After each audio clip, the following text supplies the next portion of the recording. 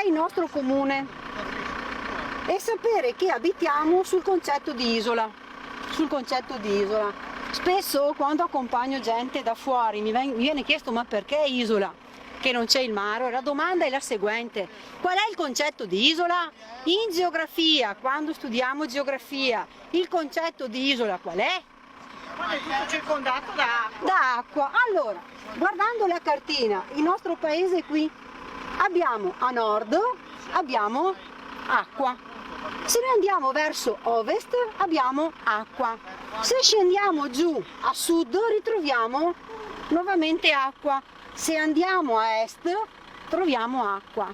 Quindi abbiamo da tre lati acqua di fiume, da un lato ovviamente l'acqua di mare. Questo è il concetto di isola. Così come noi con l'isola di Ariano, questa è l'isola di Ariano dove c'è il comune di Taglio di Po, di Ariano del Polesine e di Corbola, ok? Ci sono altre tre isole importanti in comune a Porto Tolle, che ovviamente è fuori da questa cartina perché è stata in qualche modo centrata sulla pertinenza del nostro comune. Quindi il comune di Porto Tolle, che è qua, cioè è così perché è qua il comune di Porto Tolle, ha le sue 11 frazioni su tre isole che sono anche loro circondate da acqua di fiume, essendoci i rami del Po, e l'acqua del mare.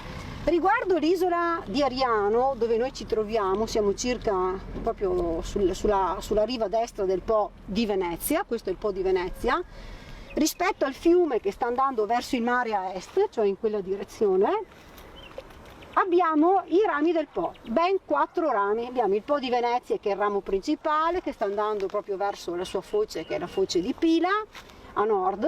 A sud abbiamo la foce del Po di Goro, che è un ramo antichissimo del delta, esisteva già quando la Serenissima interviene sul taglio, cioè il Gaurus esisteva già, questo è il suo antico nome, e più avanti abbiamo il Po di Donzella, sulla sinistra Porto Tolle il Po di Maistra, in destra ancora il Po di Tolle, quello che va giù verso Barricata, verso la spiaggia, e poi rimane la grande foce del Po di Pila, che è una grande foce perché a sua volta ha altri 3 rami.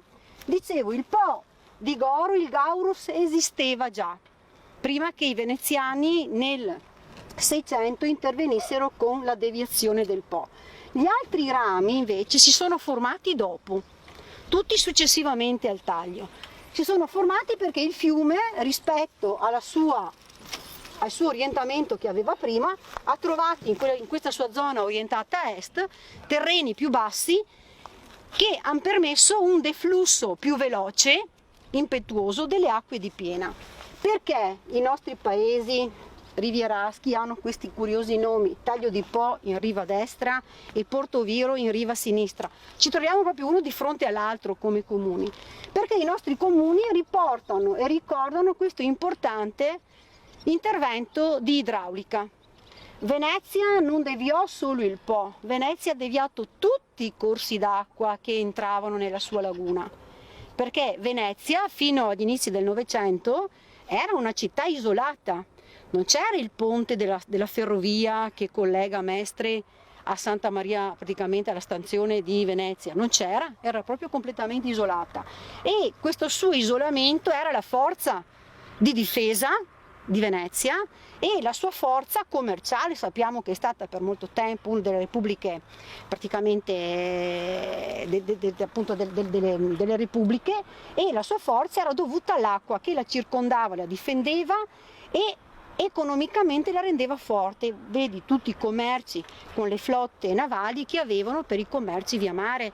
Poi si è aperta la strada via terra, i commerci via terra, con Marco Polo che ha scoperto questo collegamento di commercio della via della seta, e da lì ha incominciato Venezia a vedere un qualche cosa di diverso rispetto alla terra. Quindi Taglio di Po e Porto Viro ricordano proprio questo intervento che all'inizio del 600 diede il via alla formazione delle terre che conosciamo oggi.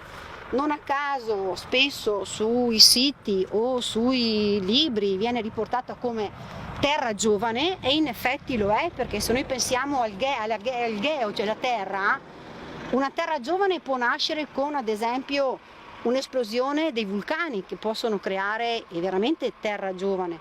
Per quanto riguarda la nostra terra, che ha poco più di 400 anni, è veramente pochissimo. Nonostante ciò vediamo che sono tutte terre dove l'uomo è presente, con comunità, con attività, è presente ovunque, quindi a vederla poco ci viene in mente che è una terra giovane, però lo si vede se si cominciano a studiare un po' l'evoluzione di geomorfologia, cioè come la terra e l'acqua si sono alternate gli spazi, si vede molto bene dalla flora, inteso piante, alberi, arbusti, erbe. Per chi studia botanica questo processo si vede benissimo, basti pensare che le dune fossili, che a Taglio di Po purtroppo abbiamo perso con le escavazioni della sabbia, mentre a Portoviro sono rimaste, ci sono delle specie di erbe che si trovano al giardino botanico. Cioè, questo ci può indicare che ancora la terra è intrisa di quel sale, di quegli elementi marini